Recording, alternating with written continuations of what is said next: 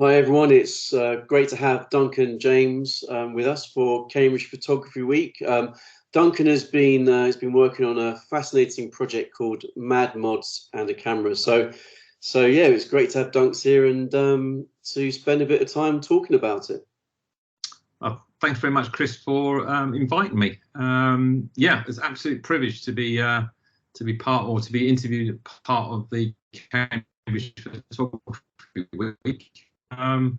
So I'll tell you where my sort of journey started. I have to be honest with you, I feel like a bit of a fraudster because I feel like I've seen all the other videos, what people have been posting, and those guys really know what they're doing. And I feel like I'm definitely coming in at the bottom of the rung with the whole thing. So I hope you enjoy what I've been doing. And I'd like to think that you can see my progression because really, everything changed on the 8th of November 2015 for me, because up until then I'd never really picked up a camera and photographed anything at all. No interest whatsoever. Would never even enter my head to photograph anything at all. Basically, I appreciate what people do and all that side of it, but for me there was no real interest until I was going past a CAF on the 8th of November 2015.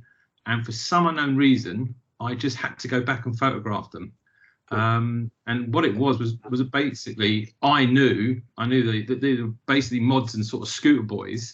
Yeah. And they were just all outside having a bacon sarnie, but I had to go back and photograph them. So also I got back home, got a little digi camera that I bought ages ago. In fact, if memory serves me correctly, it was still in the box. That's how bad I was. I thought I bought it to take on holiday, and I never took it out of the packaging at all.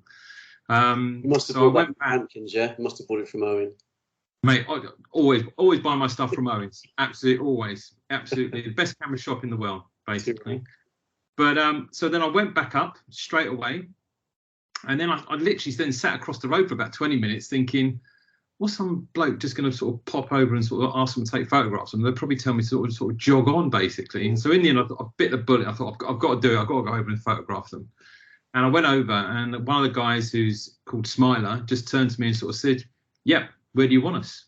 And that literally was the start of my journey, as in sort of Mad Mods and a camera. And that's really how it started. So I was there, it must have been no more than about 5 or 10 minutes. I was trying to work out how the camera would work. I was snapping away, taking stuff, hoping I got stuff, bits and pieces, which I did. But there was one final shot, which was this one, that I asked him to do. And I basically got the guy just to stand in front of the scooters and everything. And I just literally set it up and photographed it. And that was it. And that was the start of my journey, basically. And this Greg's down in Enfield, not far from yes, absolutely. And then this was another one which was basically from the event itself as well. And so these were the two shots that I really sort of took from that day when I drove past. And I thought to myself, I've got to go back there and photograph them. Like I said, I don't know where that came from, but it's now taking me on this photographic journey, which I'm just going to sort of enjoy sort of talking through, and sort of hopefully don't pick out too many of my faults and things like that, because I'm still learning as I sort of go along, basically. So that was literally, it was called the Ride of Remembrance, and the whole sort of mod scene, they do that every single year. But what I didn't know was I'd have to wait about 5 months before they would all meet up again, which is called the Kickstarter Ride Out. And that's when that's sort of like January, February, March, April time that actually happens. And that's when I sort of went down, found out from the guys that I photographed that this whole Kickstarter thing, because they invited me down for a drink, because obviously when I took my photographs, I have to say as well, it was a natural thing to convert them into black and white. Right. It didn't work in color for me at all. So when I sent the shots over to them, they were blown away by the fact that I'd convert them to black and white. They just thought that was just really, really a nice sort of touch. So everything I do, it appears in black and white. I just think it holds it so much nicer. And to shoot stuff in black and white, you can really sort of push the contrast and things like that. Because Did they give you, so those, when you sent those shots to them, then that kind of got you the invite to this next event? It was, yes, absolutely. Because until then, I knew nothing at all. What they, to me, I just thought that they just all just met on that day by accident, but it wasn't. So after I took the shots and sent them to them, they asked me out for a drink to sort of like, say thank you. And that's where I started, asking more questions. And that's when they told me the sort of the timetable, in the sense of that whole mod scene was a sort of subculture scene, in the sense of the ride outs that they do. And there's quite a few all over the country that they do. And it was then that I could start plotting, right, okay, then the first big one is it's called the Wasps scooter rally kickstart. That's what they call it, basically. Nice. And that was, and there was over like 600, 800 of them all sort of turning up. It was absolutely phenomenal, really. And I literally spent the day. They ride out in the morning, do all sort of go over the bridges in London and all that sort of stuff, and then they came back to another place in North London. And so I photographed them at the beginning, and then I photographed them at the end. And this shot, again, this was a shot that I just sort of art directed at the end. And it was literally my camera, my battery literally died the moment I took this shot. And literally these guys who I've got to know really well in the scene now, Gary and Matt, absolutely really, really nice guys, really helpful in sort of helping me in the sense of what's going on and all that sort of stuff, the knowledge and everything like that. It's a real sort of godsend. And also from my point of view, it's actually sort of gaining their trust, because I've got a Canon 50, and the other thing as well, as you can see, I wear glasses. So I never put the camera viewfinder up to my face. I never hold the camera to my face. I usually hold it down by my waist or to the left or the right of me. And I just pull the back off so I can see. And that is more or less literally how I hold the camera. Because in some ways what I do is I talk to them, or I get them to look at me, so they never take any notice of the camera. And you'll see some shots I'm going to show you where people are looking at me, but they're also looking at the camera, so you can see. But I never put the viewfinder up to my eye, because basically I've got glasses, and it's absolutely a nuisance. And I think the moment you do that, I feel with what I'm shooting, you lose it, because I literally have to be really up close to them, and you'll see it as the shots that I go through.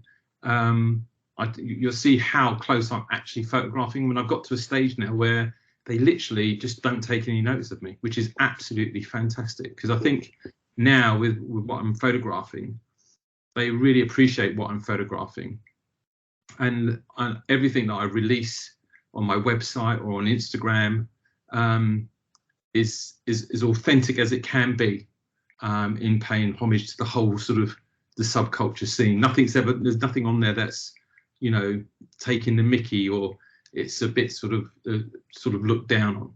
So it's always shot to show the sort of the authenticity of exactly what the scene's all about, basically. But you're just immersing yourself in it, aren't you? And you're literally right in the thick of it, and having that camera there in front of you, just a bit of a barrier, really, isn't it? Yeah, quite obtrusive. Absolutely. And also, like at the beginning as well, I did a lot of running around when they were like shooting off and things like that, and I nearly got knocked down a couple of times and things like that. But again, this couple here as well, these are guys, Joe and Perry, that I literally got to know them on this day. This was down in Southend. This was a Southend sort of a ride out sort of stuff. And I got to know them literally they just came up and had a chat with me and saw what I was doing. And I think Perry said to me, he said, you're not a regular sort of punter taking photographs. You're doing something a bit different in how you're photographing. And we just took it from there. And he's just one of the guys within the scene who's really helpful in sort of, telling me where I need to go, what's happening, what you should photograph, but also the history behind the whole sort of scene, which is absolutely fantastic. But I like, from from where I've come from, how I photographed them, it's much more sort of that reportage. It's sort of everyone, within the mod scene, that they take their camera and they photograph their friends and things like that, which is great, documenting it. But I just like to think that I'm just slightly documenting it in a different way, it's that sort of fly on the wall sort of thing. So again, like this shot here, this guy when he turned up, a bit of a plug. If you go to my website, there's a shot actually that I took of this guy before it, where he's walking through Carnaby Street, where people are just ignoring him, but he's just riding through. And it was just, he just stopped and looked left and right, and I was there at the right moment to sort of photograph him. But again, then it was a case of following him when they start to leave. I can say this one thing about the mod scene: when they say they're going to turn up somewhere, they turn up on time, and when they're going to leave, they leave on time. So if you're like 2 minutes late, either way, they're gone. That is one thing, you have to be on time. But again, you can see from here, if you look to the left, that's the back of a Lambretta. Now that's not me crouching down, because that's quite low. That is literally me standing there, but my camera is literally down by my kneecaps where I'm holding it, and I'm looking at the back of the camera so I can see exactly what I'm sort of photographing. So again, a lot of them don't see the camera, which I think is just really, really nice. So these were a few shots. These were the very sort of early shots that I took within the first sort of like 6 months, basically.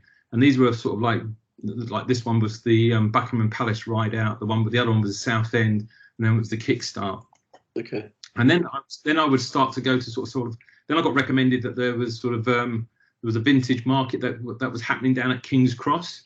And I've always liked that sort of those sort of market sort of stuff. And the mods were telling me that some of them would go down there.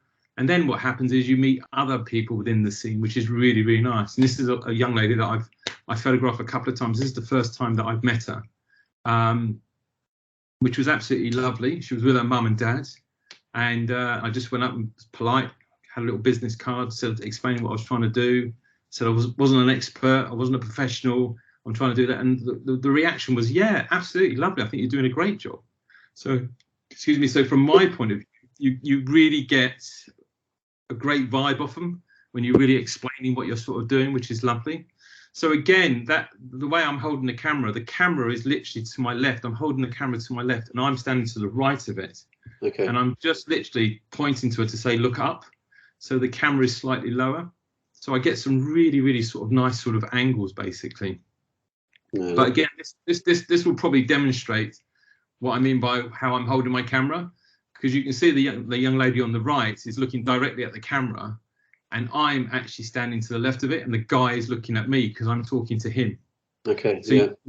you can see the difference, and I'm 6'2". Okay. So you can see where I'm holding the camera to my right if you're looking at the picture, with my arms stretched out, and I'm standing and I'm talking to the guy.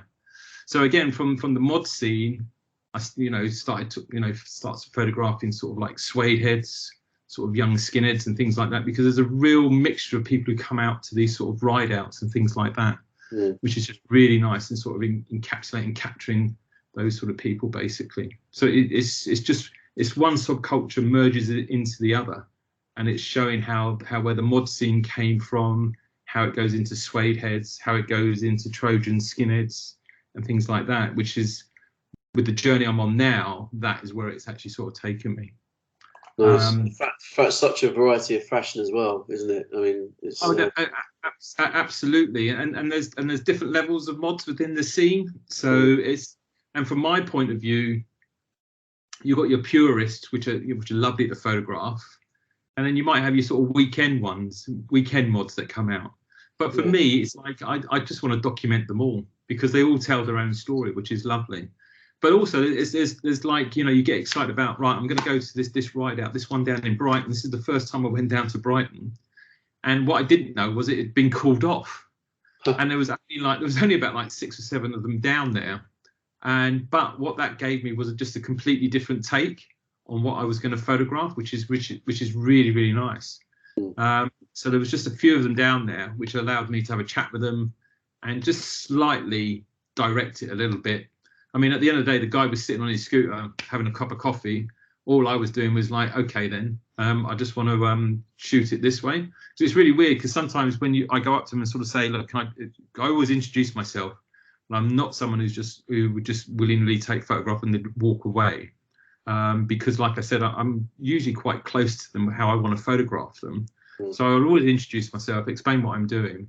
And the moment you say you're going to take a photograph, they smart themselves up, and I'm like, no, I don't want that, because I've seen something in how I want to photograph it. So all intents and purposes, he was just doing this, and I thought it was lovely. As I walked past him, I just sort of said to him, "Can you just do that, but look this way?" And that was literally it. Lovely. Or I will pull someone aside and sort of say, "Do you know what? I'd really like to take a photograph of you. Can we do this?" Bang, straight at camera. So again, you can see with this, he's actually looking at my face, talking to me, or looking at me, but my camera's down by my waist in the sense of how I'm photographing them. And again, I'm just looking at the back of the camera, you know, the whole camera sort of thing, how you can unfold it out, so I can view it and look at it from any angle, basically. So this guy was from Ireland, and bowled over, because I always let them know as well, if you get back in contact with me, quite happily send you a sort of a JPEG of it to say thank you. And I do that with all my shots, so everyone that I photograph, and they love it, and they're really polite as well. They talk about copyright, and they sort of say, "Is it okay if I post it on my Facebook page?" And I said, "My pleasure, absolutely my pleasure. You know, post away and do what you want." And like I said, that whole reportage stuff, this is, you know, literally, I got to know this guy. This guy's called Spider, absolutely a lovely man. And again, that was literally how I sort of like watch people. So it's like it was just really weird, because he got off his scooter, and he'd just been on his phone, that he was trying to figure out where someone was, and I was watching him, and again, this was probably the first time I met Spider, and it was just a case of standing there, but he had no idea I was photographing him, because again, my camera was down by my side, so I was standing there just looking the other way. I could see through my viewfinder what I was looking at, and just capture that moment, and that's it. So it's very much that reportage stuff. Or you see someone, it's like, okay, a little bit of art direction, but again, I didn't do that much, because they were actually together, having a conversation. I just asked them, could you do something, and sort of like, you know, and just got them to hug each other, sort of thing, which they just did naturally, basically. Yeah, it's nice. And then that was it. Doesn't look forced or anything, does it? It's really lovely. I would hate to think that any of my photographs are forced. That's the last thing I really want, in how that comes across, because I just want to regain that authenticity. And something like this is literally, I was having a break when I was down in Brighton. It was a bank holiday weekend. A lot of the mods, like I said, suede head skinners were all there, and this couple from Ireland sat down opposite me. They didn't know I had my camera with me, because my case was down by my side. Got talking to them, where they came from, blah blah blah, and I sort of said to them, "Do you mind if I photograph you while you're having your lunch?" And I've got a series of them, and I'm literally just sitting opposite them, and I've got my elbows on the table, and I'm just looking through my viewfinder at the back of the camera, and I was just photographing them, and there was nothing staged. They were just literally going through, and obviously they were talking to me. And I did a series of shots with them, and again, I sent those all off to them when they got back to one, and they loved it. It was a nice way of documenting their sort of weekend over in England, basically. But then I started to, as I got to know people, started doing sort of, I hate to say portrait stuff, but this was a shoot that I did with Lady Muck, she's known as. Absolutely fantastic, really photogenic to work with, so helpful, so accommodating. And I've done a series of shots with her now, basically, which is absolutely brilliant. In fact, I've got a project with her. She's away on holiday at the moment, as I chat to you, matey. But she's a great one. So she's a suede head, and absolutely brilliant. She wanted to do something that really showed her freckles. So we did this shoot up in London. We went to 3 or 4 little locations, but this was one where we were just having a lunch break, and I was talking to her, and that's how she sat when she was listening. And I just sort of said, "That's it." But she just knows how to hold herself and everything, so it becomes really easy to photograph stuff, which is absolutely lovely. And then it's like I said, starting to get to know people within the scene.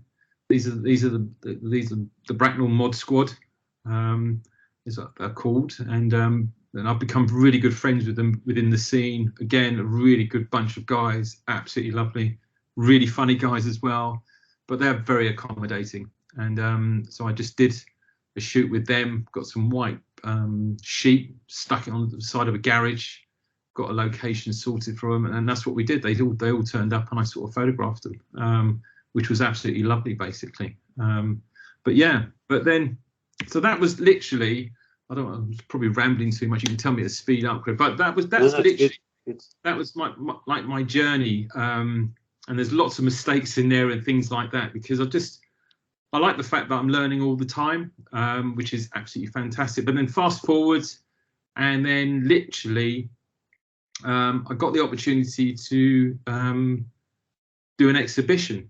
Okay. Which I was over the moon about. It was absolutely fantastic. Someone had seen some of my photography and said, would I be interested? But then all of a sudden, we had COVID and everything came to a standstill. The exhibition, everything was just, that was it, gone, basically.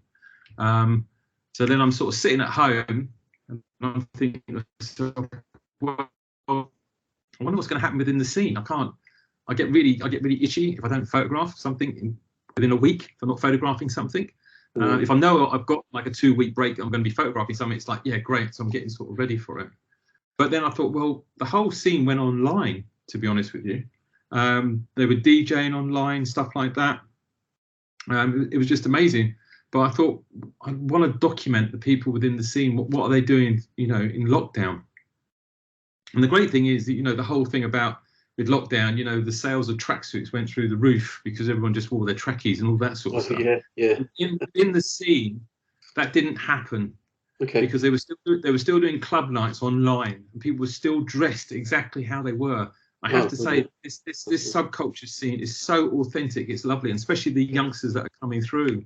So what I literally did was, the ones that I knew within a radius that I could legally drive to, as they say, loosely, I could then sort of photograph them and just sort of capture the essence. So the one on the left was Lady Muck. She just lived around the corner from me, so she's absolutely really accommodating. Phoned her up, told her what I wanted to do. She said, yeah, come around tomorrow, let's do something. And literally it was just on the doorstep, and I was mucking around trying to sort something out of my camera, because like I said, I'm still learning and all this sort of stuff. And she was literally just doing that, and that was it. That was the shot. And again, I just saw it, shot it, and that was it. So we did a series of those, which were lovely. But this was my favourite out of the whole thing. I thought it was lovely. The guy on the right, really good, really good DJ and hairdresser in London. So Suede Head. So I've got to know him within the scene as well. Literally went round to his house. That was the stage of COVID where you just couldn't really go anywhere at all. So took a series of him on his doorstep. Then we got a guy in South London who basically has all his scooters locked away. I won't tell you where that is, but and that was it, in the back of a crate sort of thing. And then the guy on the right was basically someone I sort of got to know just purely online, that he was doing this online sort of club night every Friday. I love that. That's brilliant. And he was just doing it with him and his wife in his kitchen. Again, I got in contact with him, explained what the project was all about, and he said, "Yeah, Dunks, come up." He said, "This is what we're doing," and I basically photographed him over 3 hours doing his club night DJ set live on Facebook from his kitchen. So it was absolutely lovely. But then it was that isolation I wanted to get as well. And this is someone again within the scene I've got to know really well, and she missed the dancing. She loves that, and in fact, she's a fantastic dancer. So it was just trying to capture something. So again, it was art directed slightly, but again, there was a series of shots basically. But that's what she missed. That was what she really missed, was the dancing. But again, they were all dressed. That's how they were dressed, even though everything was in lockdown. Nothing. They didn't dress in trackies and things like that. They still hold that authenticity of what the whole that whole scene is about. It just goes to show how important it is to their life, isn't it? It's authentic. It's natural to what they do every day. Yeah, absolutely, and that was absolutely lovely. And of course, then we sort of come out of COVID slightly, and then it was like bang on to do the exhibition, which was like green light. So then I had this whole panic of because it got shelved, it was a case of because I always remember going to a ride out, and someone said, "My God, you must have loads of shots now," basically. So when I got asked to do this exhibition, it was like, oh, where do I start, sort of thing. So it was a case of that time of just really going through the shots and sort of picking the ones that I thought that people would be interested in seeing. But also I wanted to tell a journey as well, a journey with my photography, how it started, like with my first early shots. And this was a project that was called Suited and Booted that I did, which was just really nice in sort of like North London. So we just went out for a day just shooting stuff, which was just really, really nice. Sort of captured quite a cross section of stuff where he was obviously the booted look, and then we had him dressed up in his suit. So, but a really good, accommodating guy who, again, I've learned so much off the whole sort of scene, about the detail, about absolutely everything. Is just that authenticity. So when I'm photographing stuff, it's on the money. That's what they say. That's a shot that's on the money. Again, down to Brighton. This was another shot down in Brighton that I did, and I didn't realise until the exhibition that sort of said that this guy's probably got the longest legs, because when you look at it now, you can see his wife sitting to the right with their legs, and I've never ever seen that at all in that shot until I selected it, and it was the guy who was actually sponsoring the whole thing. He thought it was so quirky. Oh, great. When I sent over the shots, he went, "My God, one of your shots, the guy's got the longest legs in the world." And I was just going, "What are you talking about? What are you talking about?" And then it was just, then it became so bleeding obvious. But I just love it. I just love the whole idea of all that chrome, all those headlights on the scooter, and the fact that, you know, he's sort of nearly fast asleep on there, basically. And then there was stuff, you know, again, this is not set up at all. This was literally something that I walked past and saw it, and I went back and I sort of said, "I'd like to take a photograph." And she jumped off the wall and went, "Yeah." And I said, "No, I want you to sit exactly how you were." So she was more or less, actually, she'd created the shot, and it was just me luckily walking past. And again, it's one of my favourite shots. I just really, really love it. And again, this is someone within the scene I've got to know really well. It's really accommodating, really helpful. Absolutely lovely, lovely person. Absolutely. You got the learner sign as well. I love the learner sign. That's great. Yeah. They hate them, to be honest. There's quite a lot of them. If I photograph them, they try and take the learner sign off. Okay. And I go, no, keep it on. It's just, I don't know. It's just something really, really nice. But and it's just grown from there. This was a shot taken when we came out of the first lockdown, and it was in the August, where we had some flexibility. And it was, and they had a Brighton, the bank holiday weekend. So I thought, oh, sorry, I've got to go down and photograph something. And again, it wasn't overly populated with mods or anything like that at all, because obviously people come right across the country. But again, what I documented was that bank holiday weekend just after sort of that lockdown with COVID. So again, I've still got those shots that shows what it was like, basically, which was just really, really nice. And this was just a guy that was talking to his mate, and I just sort of said to him, "Would you mind standing here?" Blah blah blah.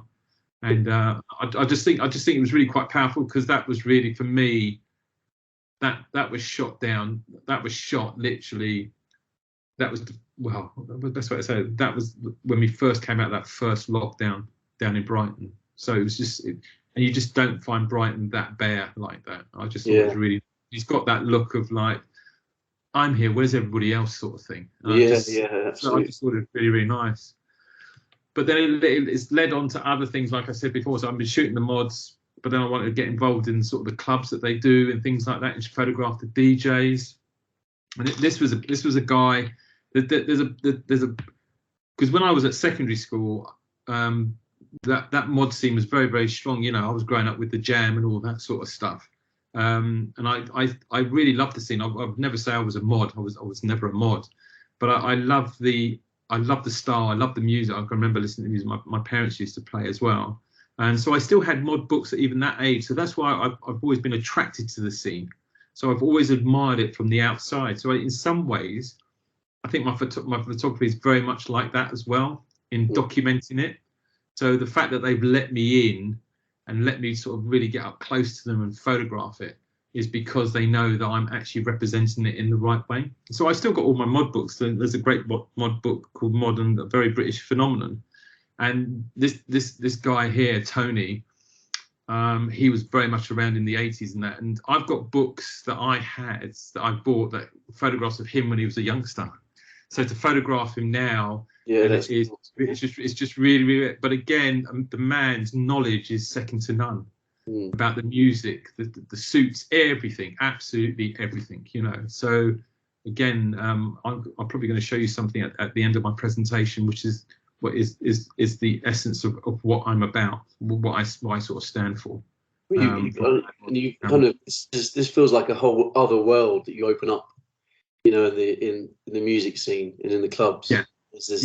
There's so many different like avenues, to use another metaphor, but you know, there's another avenue which is the music and the club scene, which is very different in terms of style and the way you shot it as well.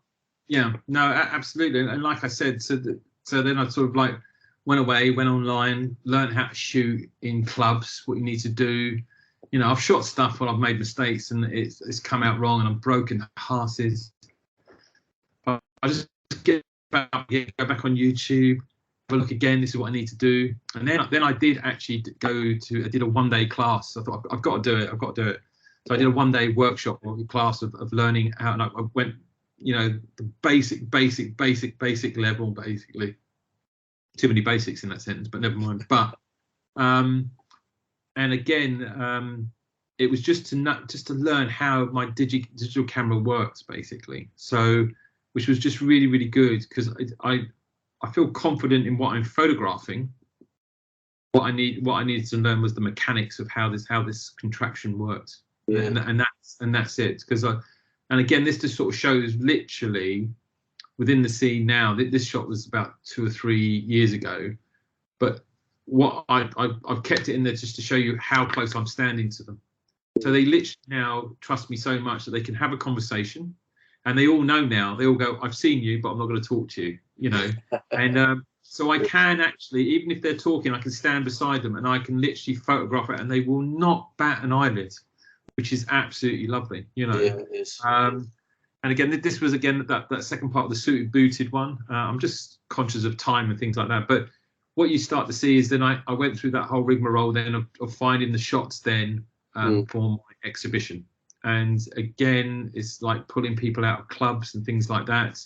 This is a great one down in London that they do on a Saturday, Ches 66, which is absolutely brilliant for material in the sense of the people that go there, which is great. And again, I use it as a learning curve in how to photograph and things like that. So, like I said, I'm constantly learning. That's why I feel very privileged to be asked to be, you know, give a presentation to you guys for, you know, for you guys, because like I said, I'm still learning my trade. But there's one thing I have learned though. With this shot is with all the ride outs, you always have a lead guy. Okay. This is the Buckingham Palace one, and of course they have to cut across Regent Street. So I knew when they were going to go. Like I said about the timing, when they go, and I followed him, and to get him, and they basically brought Regent Street to a standstill. And I literally put the camera more or less on the floor. In fact, I was holding it below my knees, photographing him, to photograph it, and he had no idea I was photographing him. So it just shows you, you know, it's knowing what the ridettes, what people are doing, that you can capture those really nice sort of shots.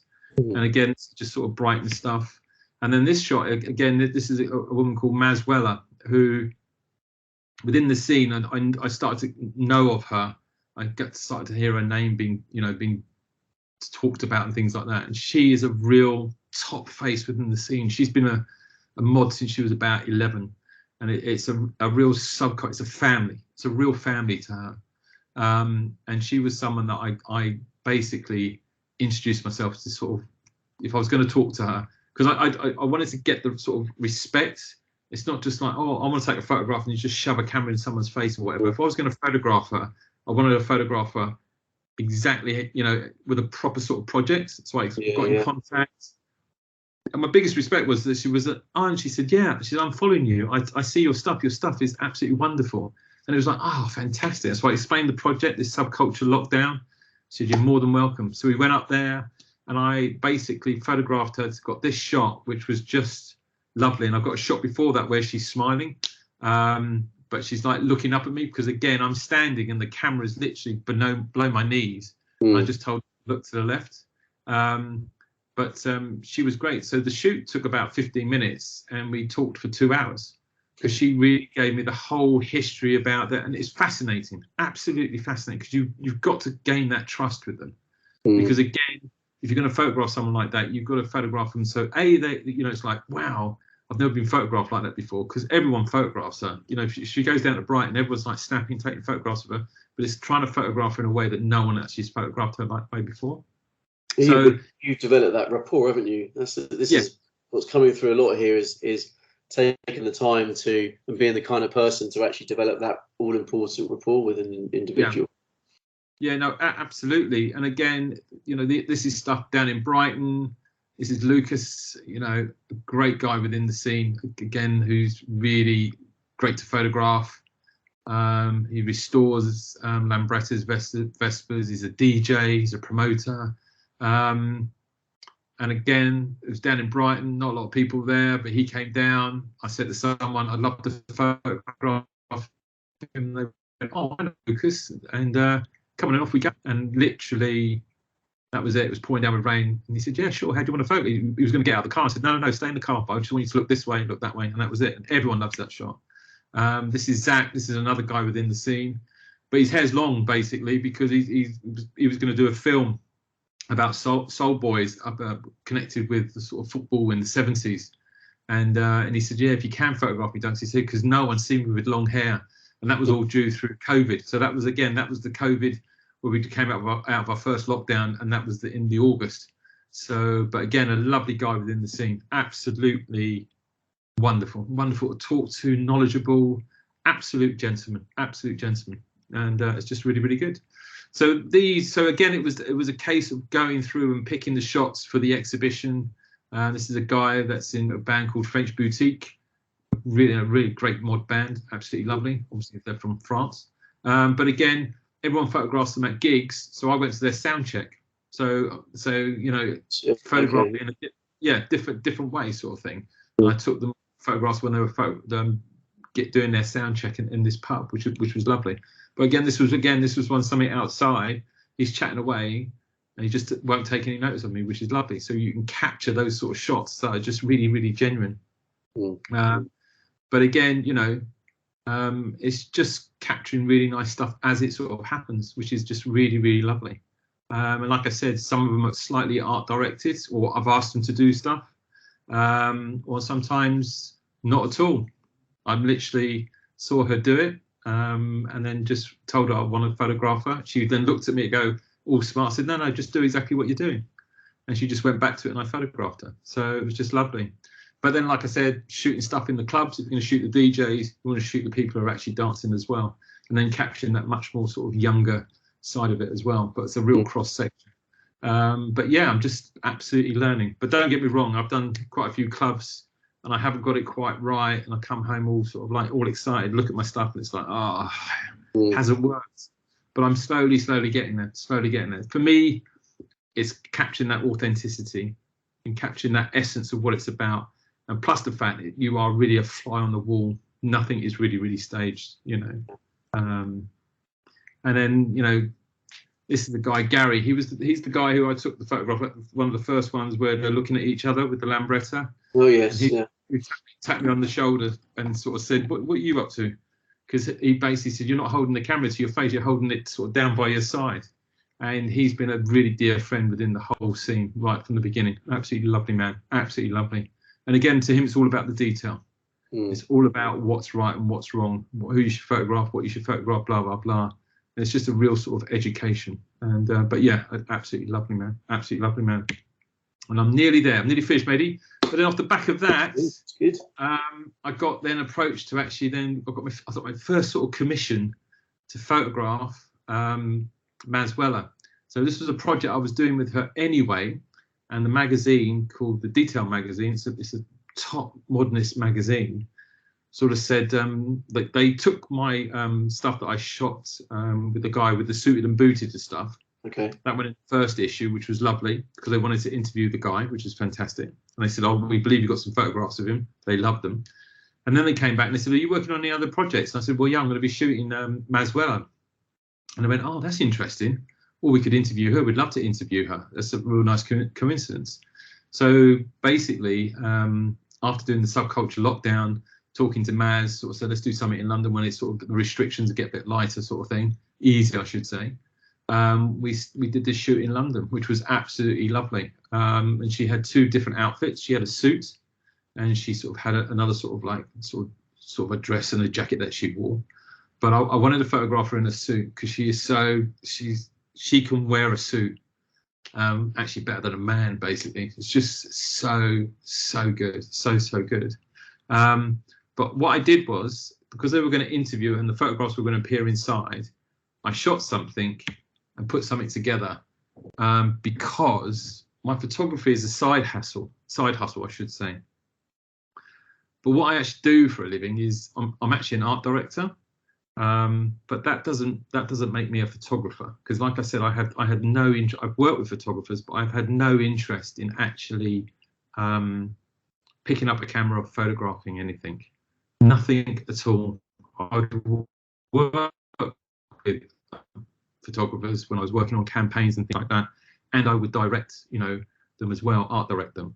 So that you can see where my art direction comes in the sense of how I position people, things like that.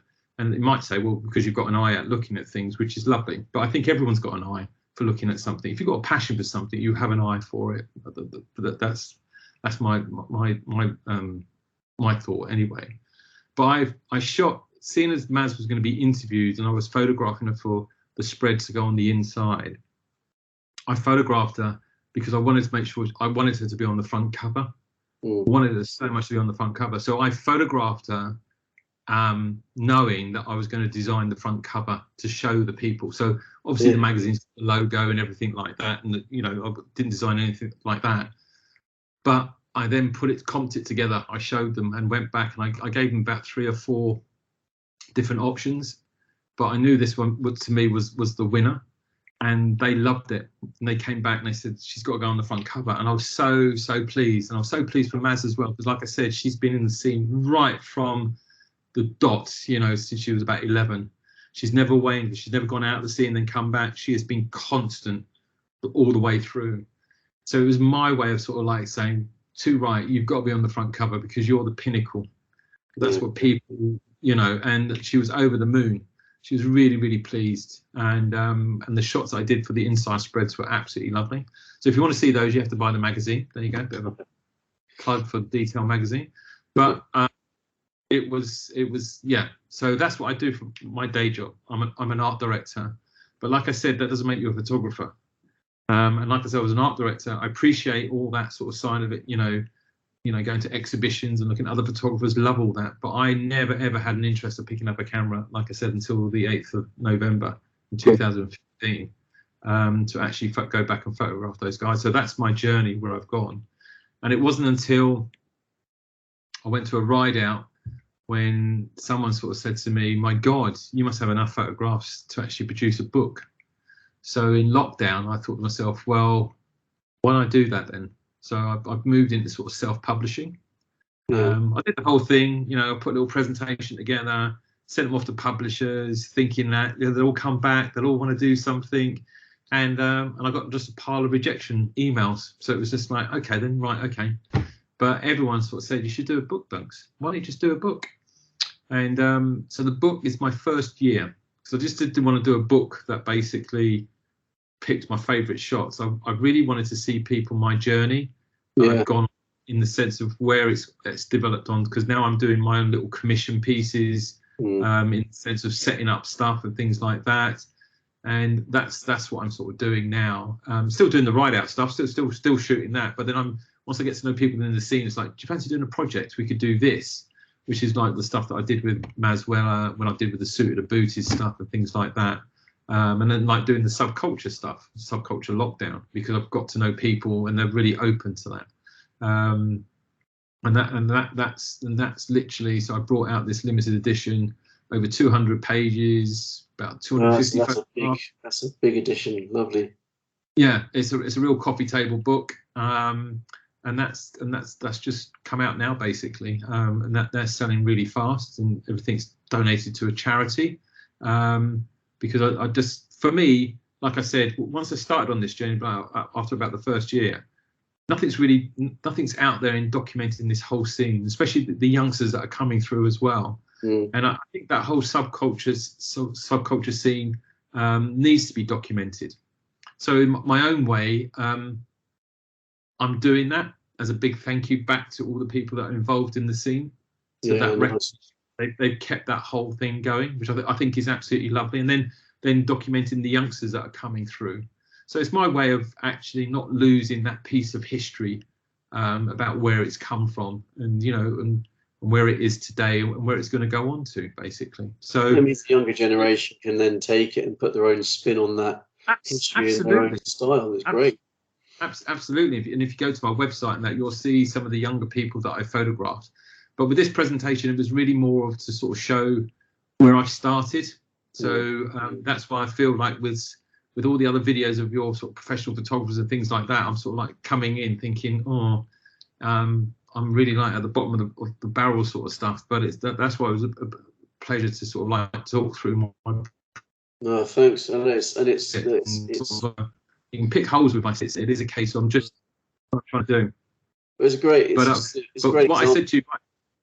Well, actually, I was going to mention something about rapport again, but this is a nice lead on to that, actually. Yeah, but this is from my essence, because I'm an art director, so I designed my logo, that brand essence, what it's all about. But Albert Ostenstadt, he's a sort of a German American photographer, came over to America in the Second World War.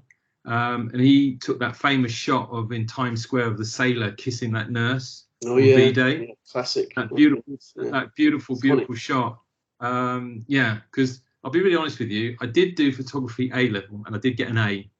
Because in those days, it's when you get a course, a new course that starts, and you get roped in to take it. So I was doing art, so they said, right, you do photography. Did it a year course, and I got an A doing the A level of it. And I'll be really honest, that was the only time I've ever picked up a camera, and that was it. And until 2015, that was the second time I picked up a camera, and that's my gospel truth. But when I started this journey, and he was a photographer that I liked his stuff, I'd come across it and things like that. And when I read about him, I always remember this quote, because he also had the quote as well, always wear comfortable shoes. Okay. But this quote is the essence of what Mad Mods and Mad Mods on the camera is all about, and where I'm coming from. It's so important to click with the people than it is to click with the shutter. And that's why within this scene they allow me to do what I'm doing, because I've gained that trust. And I just represent them in the most authentic way possible. And that's, to me, is what I'm all about with my project and what I'm doing. And that's why I don't mind if I sort of get stuff wrong or whatever, or I've got something all out of focus, or I've deleted the wrong shot, or the exposure's wrong, or whatever. The fact that they've allowed me to photograph them, I know I can go back and redo it again. And like I said, I can't thank the people within the scene enough, basically, to allow me to go on this journey, because I just love it. I really, really love it. And the fact that I'm learning as I go along is absolutely fantastic. And I don't think I'll ever stop learning, which is the wonderful thing. It's life, isn't it? Absolutely. And you could have so easily just rocked up as a photographer and not even got as far as that first shot in Enfield outside that Greg's. It's the fact that you've been very personable and just respected the people you're shooting and just ingratiated yourself with them. But also, if you were afraid of making mistakes and wanted to be perfect, you probably wouldn't have taken half the shots that you took. No, true. But like I said, it's been a pleasure talking to you, matey, and I can't thank you enough to be invited. I was gobsmacked when you guys asked me, because I didn't think I really had a story to tell. So you've made me really sort of sit down and look at what I've been doing. But like I said, if you want to see more of what I'm doing, on my Instagram account, Mad Mods and a Camera, you can go to my website or whatever. You'll see the sort of stuff, the new stuff that I'm doing, and the stuff after my first year. But what it does is, I think what's nice to have it on there is you can see my journey in the sense of what I'm learning and what I'm getting better at, basically, and where I need to improve. Yeah, thanks very much. Really appreciate it. And if anyone's got any comments or questions, if they haven't done so already, pop them into the comments on this. This is sitting on YouTube and also Facebook. Of course, go to madmodsandacamera.com as well. And for any other Cambridge Photography Week content, there's the on-demand stuff, which is on cambridgephotographyweek.com. You can also find that on YouTube and Facebook, and also look at the schedule of what's coming up for the rest of Cambridge Photography Week. And of course, you have the Cambridge Photography Show in Cambridge in the Guildhall on Saturday, the 30th of October. It's an in-person event, first one since 2019 for Cambridge Photography Show. So super excited about getting involved in that. So if anyone hasn't got their ticket yet, then be sure to get them. They're free. Some of the workshops are paid for, but general admission is free. So really looking forward to that day on the 30th of October in the Guildhall in Cambridge. Thanks very much, Dunks, and yeah. Cheers, mate. We'll catch up later. Thank you very much. Take care, fella. Bye.